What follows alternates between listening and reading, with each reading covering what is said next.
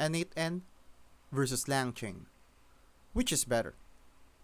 I'm going to tell you which is better between N8N and LangChain.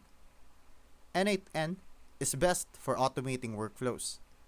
Drag, drop, connect apps, no deep coding needed. Great for operations, marketing, or solo founders who need fast integrations. LangChain, on the other hand, is built for developers creating custom AI agents. It's flexible, but technical. Perfect for building LLM-powered tools with memory, chains, and context.